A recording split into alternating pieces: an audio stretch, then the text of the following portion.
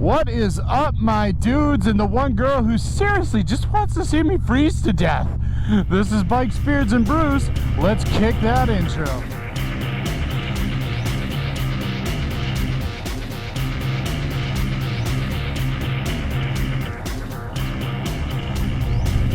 Hey guys, welcome back to the channel. Before we kick this one off, make sure you like, comment, subscribe, hit that bell notification. New videos Wednesdays, Fridays, sometimes Mondays. I don't know. If you ring that bell, you'll know when I know. So today, man, it is January. It is 25 degrees out. So why am I on my bike? Quite simply because I like doing these better than I like doing talking heads. That, and I want to try out my new setup. Back in Black Friday, there was a really good deal on GoPro Hero 8, which is what I use up front on my helmet, so I want to pair it up with the same thing on my bars. And I really couldn't say no to it. So I got a second GoPro. It's all set up. I figure I'd give it a try, do the whole multi-camera thing. You're welcome. You still can't see me talking because I'm in a full face, so just trust me when I say that I've synced up the audio and all that stuff on a very professional level. Oh, whatever, we'll go with that, right? Alright, so aside from that, what I want to talk to you about today is, you know, something that happens fairly often, I feel like. People start getting that lottery fever. And I'm no exception. I have actually got it right now. I've been watching the Powerball. It is right around, it's close to $600 million if you took the annuity. So let's be honest. Anyone who's playing that's probably taking the cash option. And that's around, I want to say like close to 400 million right now. So I wanted to ask you guys what you would do if you won Powerball. If you won all the money, what would you do with it? Bunch of hookers and cocaine. Oh, okay, that's not. And quite honestly, if you play lottery at all, I know some people are very abhorrent against it. They want nothing to do with it. And, you know, other people live and die by it. Myself personally, it's one of those things where if I happen to have a little bit of cash in my pocket, I don't know how it is in other states, but I know in New England, you can't use debit or credit cards. You have to use cash. So if I've got a little cash kicking, I will definitely drop some money and, you know, get Powerball, Megabox. There's one called Lucky for Life. That's actually the one I play the most because I feel like the most people neglect it. For those of you not familiar with it, it's if you win it, you get $1,000 a day for life. So, you know, after tax, you're probably taking home like $4,000 to $5,000 a week. I can live with that. I don't need to be the richest guy in the world. I would be perfectly happy taking home $4 grand a week for doing nothing. So that's when I tend to play. When Powerball, Megabucks, and all that start getting really crazy, though, you know, I do start buying in because it really only takes like one ticket to win, and you know, it's a fair chance that I won't win. But you know, what if? What if? So for me, let me tell you, if I won this Powerball, let's say I won this one. First off, you'd still see videos from me. They might get a little nicer. I'd probably have a chase crew behind me and let them figure out all this camera stuff. That's how the big guys do it, right? Whatever. But overall, I don't think I would really mention it publicly. One of the things I've really seen over the years, and I don't know if any of you have ever kept up with like what happens to lottery winners and stuff like that, but a lot of them go like bankrupt within like 5 or 10 years because they just go on spending sprees. You know, people they knew from their childhood come out of the woodwork and start asking for money or telling them about these great deals they just heard of that they need an investment for. People start suing them left and right to try and get that money from. It's nuts. It is absolutely nuts. It's it's more a curse than it is like a gift or anything. But yeah, I mean, honestly, I don't think I would actually really announce it. The first thing I do is I would start an LLC or a holdings group, you know, get with a lawyer and all that stuff so I can claim the ticket without my name being on it. Because that's one of the first things you want to do, is make sure your name is not there.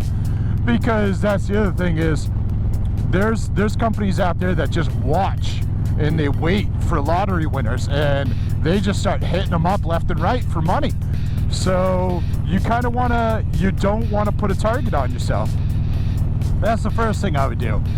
The next thing I do, wipe out all my bills. I like where I live. I'm happy with my house. I'm happy with all that stuff. I don't need a Porsche in my driveway. So I mean, honestly, I would just pay off everything. I'd pay off my credit cards. I'd pay off the house. I'd, you know, pay off my bike, all that stuff. So I am debt free.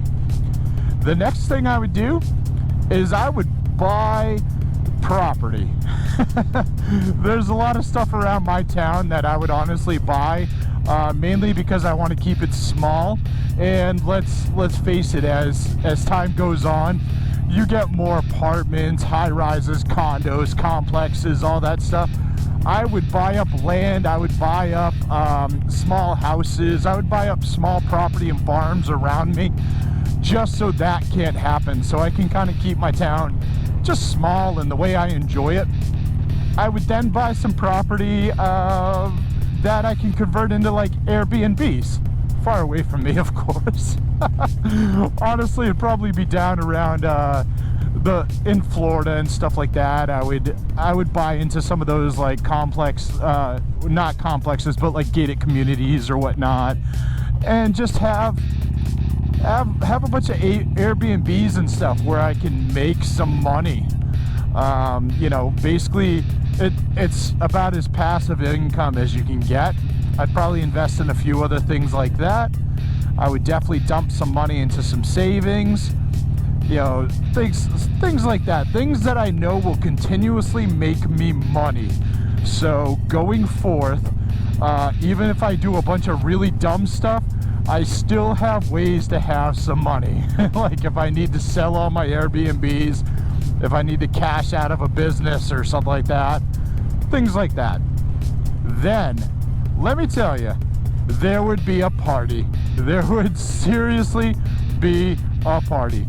Oh, we're gonna have a party, a party, a party. I would legit take one of my favorite venues in the area, rent it out for like 3 days straight, and every band and comedian that I love would end up playing those 3 days. I will pay the money to get them out there. You know, like first day would be all like stand-up comedians. I'd have like Jim Jeffries and Lewis Black and all that stuff like come out and just do stand-up. And I know that renting out a big room and only having like a few people in the crowd really ruins it for a performer. So yeah, I would sell tickets to this, so I also make some money back. But there would be a nice section off, VIP section, front and center for all this stuff. For me, friends I invite, stuff like that. So we have the best spot in the house. Second day would probably be like some of the mellower bands I listen to, like, you know, not the metal and all that stuff, but, you know, it'd be like Social Distortion, Rancid, Dropkick Murphys, yeah, the Rum Jacks, Mickey Rickshaw, you know, like more of the bands where it's rock or it's Celtic rock, stuff like that. You know, stuff that is fun and bouncy. Sunday, it would just be all out metal, dude. Like, I'd have Machine Head, Killswitch Engage, like just some of the heavy hitters, dude, would be on there. I'd be all about that. And that would like just be the party. It would just be absolutely awesome. I mean, honestly, past that, it would be like, let's start a business or two, make sure we have some money coming in. I mean, not to be too obvious, but, you know, maybe a brewery. Something cool like that. Maybe a Harley repair shop. I feel like that would get a lot of money. Generate a lot of income, right? Maybe a brewery where you pull in and have your Harley repaired while you're drinking. Something good like that. I don't know. And then a beard shop. I'd have it all in one. But yeah, I mean, overall, to start with, I would definitely take care of all the boring stuff first. I'd take care of the bills. I'd probably have my house completely redone on the inside, but you know, nothing crazy on the outside. I'm not leaving to buy a castle or anything like that.